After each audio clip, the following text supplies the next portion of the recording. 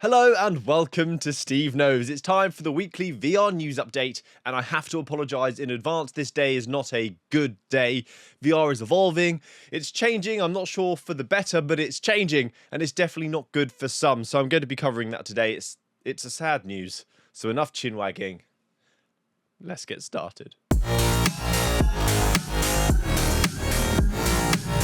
Today's video is sponsored, but it's for a fun, highly rated VR game, Vendetta Forever. This game is centered around low kill motion, an interesting mechanic where you move by taking out enemies and grabbing their weapon. So if you want to progress fast, you have to be fast, shoot to kill, and kill to move. The game just becomes all-consuming due to its fast-paced nature, but when you get a kill and you grab the weapon to travel, time actually slows down for such a brief moment, giving you a chance to quickly assess the situation. Like, okay, I'm going to take this guy out on the right. Oh, I just picked up a shotgun. I got a spread shot. That means I can get that group over there. It offers 60 levels that get more interestingly designed as you progress, such as a plane hijacking. You start off in a toilet cubicle, Western shootouts, one of my favorite levels where it's pitch black, and sound gives you a visual like you're Daredevil. My heart was racing in panic. If you're worried about replayability, there are modifiers and leaderboards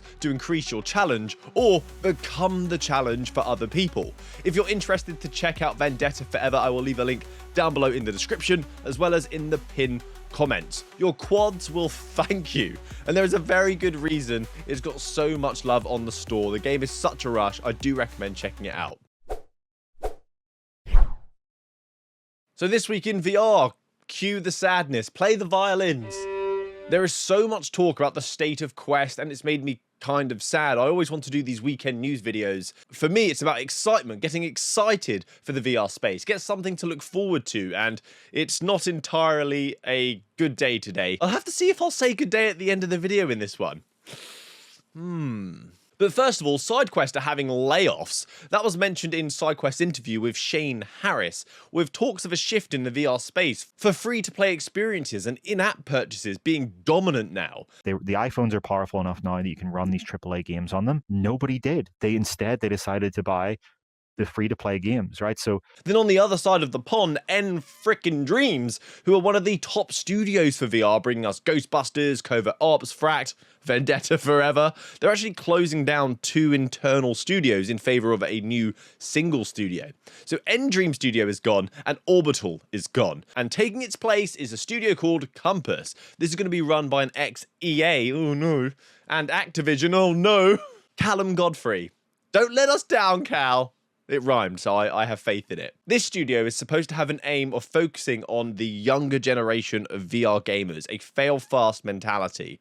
So that's kind of interesting. There's 2 layoffs mentioned and a shift in VR relating to a younger demographic. Is there a pattern here? There are reports as well on development studio concern with sales. We hear, yay, Quest is selling, numbers are up, we have record level profits for Reality Labs, we have the best-selling console of 2024. All around it seems to be celebratory news, woohoo, woohoo! But the story, once you peel back a layer on the other side of it, seems to be a bit more gloomy and dim. Concerns around things like Meta offering the Quest Plus for 3 months after a headset purchase. So who's going to be purchasing games when they have around $700 worth of free content available to them and Batman with their headset purchase? And when the most popular games amongst younger people is free-to-play titles. There's also issues with Meta's discoverability features lacking. So if you're not a new game, you just get thrown into the abyss. And it's even worse, now AppLab has been merged in with the official store, and it is filled with some crap sometimes. And a lot of this crap are free-to-play experiences as well that were previously hidden from the general public thanks to that priority first policy which just got chucked out the window. And then games that are actually being promoted are Horizon Worlds by Meta. We see it all the time. Meta on the homepage, Meta on the store, a Meta portal, during Meta Connect. It's all about Horizon bloody Worlds. And Andrew Ike of Alchemy Labs said something that actually made me ponder about Meta. He said, I think they made a video game console when they wanted to make a general computing device. So I'm going to pause for 5 seconds to think about that.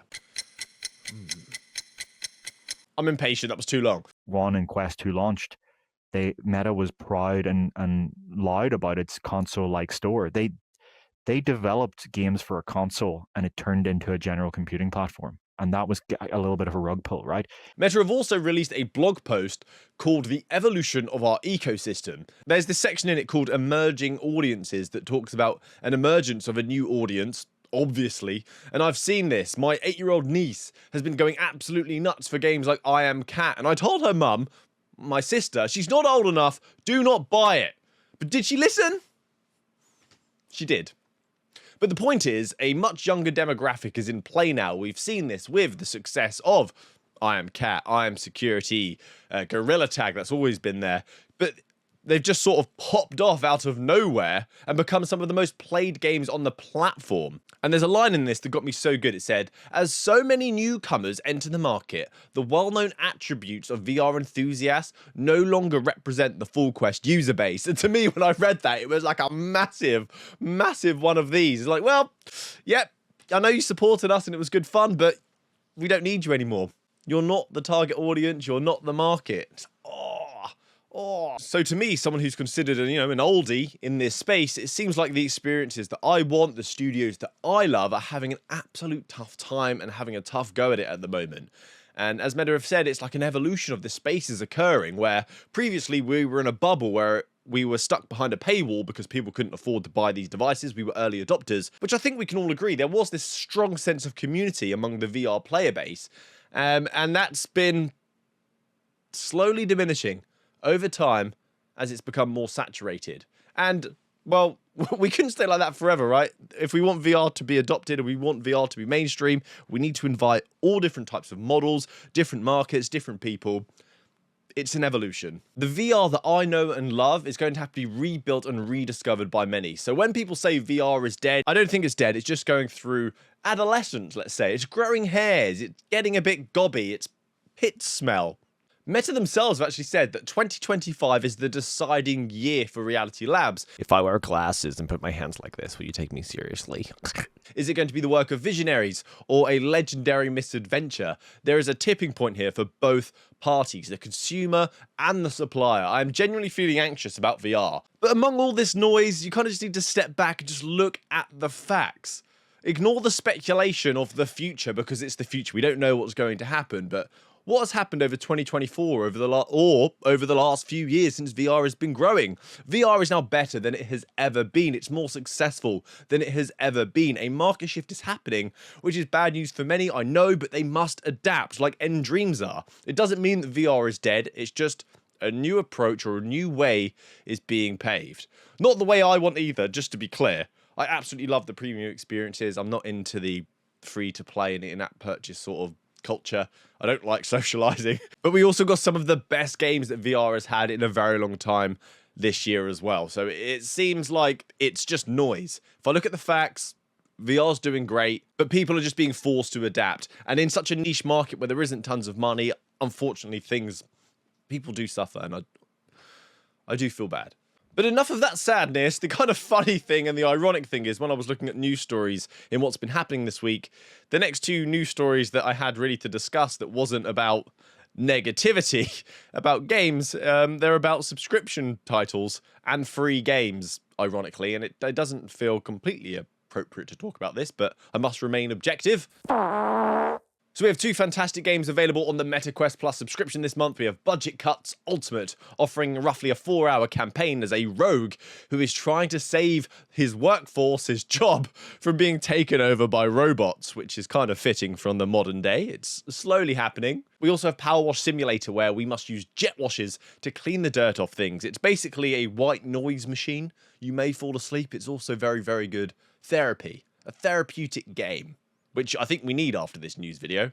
And a game being adaptive and taking the approach that seems fit with the changes in this space. They're offering a limited time only free play on their experience, Project Eros. This is a free to play for 30 days, a single player title that is utilizing mixed reality tech. You must guide your ship to safety.